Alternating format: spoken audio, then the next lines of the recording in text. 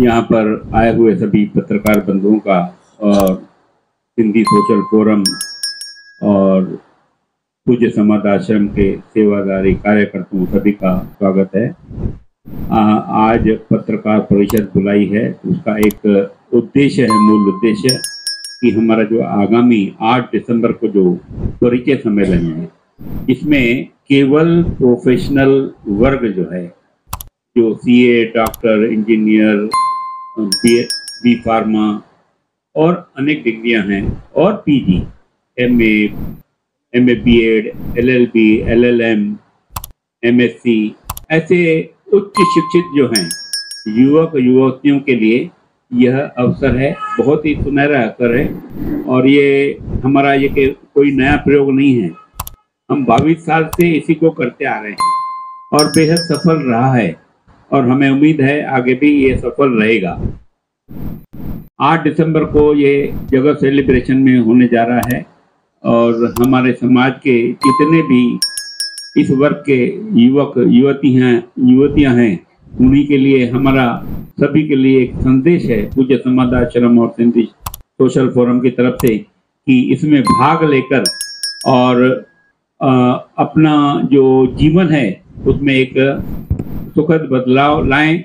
और जो समाज में हम देखते हैं कि बच्चे जो हैं अपने काम में बिजी रहते हैं, इस तरफ अपनी मैट्रिमोनी की तरफ अपनी ध्यान नहीं दे पाते हैं, और उनके पेरेंट्स भी आजकल जो है मैं देखता हूँ वो भी उनके ऊपर छोड़ देते हैं। जैसा युवक युवती बोलता है, बेटा या बेटी बोलता है, लगभग उसी के अनुसार होता है। तो ये एक सुनहरा अवसर प्रतीत होता है। इसलिए हमारा जो ये 22 परिचय सम्मेलन है वो बहुत ही सफल रहे और उम्मीद है 23वां भी रहेगा।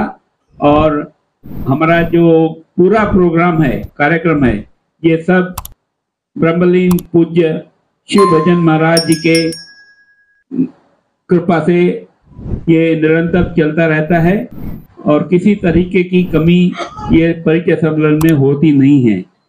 और दूर दराज से ये अंतरराष्ट्रीय परिचय सम्मेलन है, यानी जर्मनी, यूरोप, यूके, दुबई, कहीं से भी बच्चे भेज देते हैं। उनका यहाँ पे फिजिकली अपने आप को हाजिर रखना जरूरी नहीं होता, उनके मम्मी पापा भी आ सकते हैं और अपने बच्चों का बायोडाटा फोटो लेके आते हैं और यहाँ पे वो कैनवास करते हैं, यहाँ पे वो उनका ये जो है डिटेल देते हैं।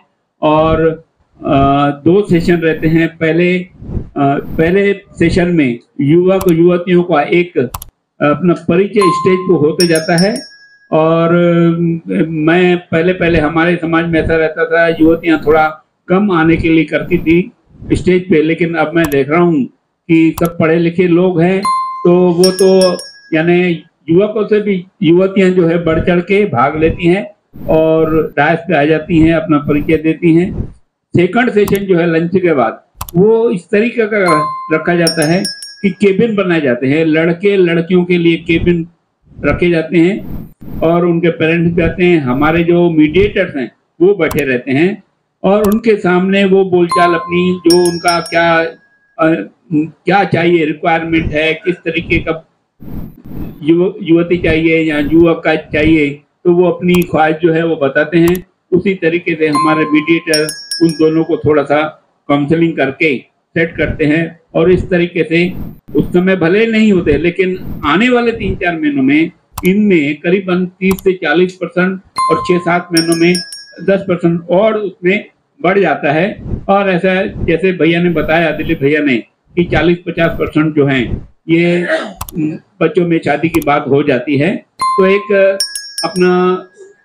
मैं सिंधी सोशल फोरम और पूज्य समाज आश्रम की तरफ से आपको बता देना चाहता हूँ कि हमारा ये कार्यक्रम है बहुत ही बढ़िया रहता है। दादा, इस वक्त जो सम्मेलन किया जा रहा है, हाँ, पूज्य समाज आश्रम, हाँ, और सिंधी सोशल फोरम के जरिए, हाँ, अगर बीते वर्ष का हम आपसे आंकड़ा जानना चाहें तो कितने जोड़े विवाह सूत्र में बंधे, और दूसरा सवाल ये है कि हाँ, इस वर्ष जो होने वाला है उसकी रजिस्ट्रेशन फीस कितनी है? हाँ, मैं आपको बता देता हूँ, पिछले साल 22वें परिचय सम्मेलन में करीबन 148 लड़के आए हुए थे और 128 लड़की। और उनमें से करीबन, जैसे मैंने पहले भी आपको बताया कि 40% जो है वो आपस में किसी न किसी तौर से जुड़ गए। हमारा मेन मकसद जो है बच्चों का काम होना चाहिए, चाहे वो बुक से हो या बुक के जरिए कहीं और से हो, लेकिन ये परिचय पुस्तिका इस तरीके की जो छपाते हैं,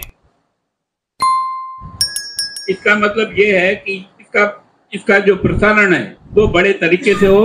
ये पुस्तिका जो है पूरे इंडिया में फैलती है और कहीं ना कहीं उसका लाभ लिया जाता है। बाकी जो दूसरा क्वेश्चन आपने पूछे हैं, पिछले साल भी 1200 फीस रखी गई थी, अभी भी 1200 फीस रखी गई है।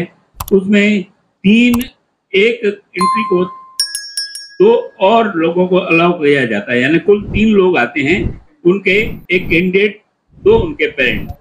उसके बाद हमारा अरेंजमेंट रहता है, एक पूर्व संध्या में जो लोग आते हैं उनके रहने की व्यवस्था, खाने की व्यवस्था, दूसरे दिन फिर उनका नाश्ता, लंच और पार्सल। उसके अलावा ये पुस्तिका की कास्ट जो है ये करीबन 400-500 400 से अधिक है। तो इस तरीके का हम नहीं ये देखते हैं कि 1200 हुए कि नहीं, 1200 से ज्यादा ही खर्चा आता है, लेकिन हमारे समाज का आशीर्वाद है, संतों का आशीर्वाद है, सब पूर्ति हो जाती है।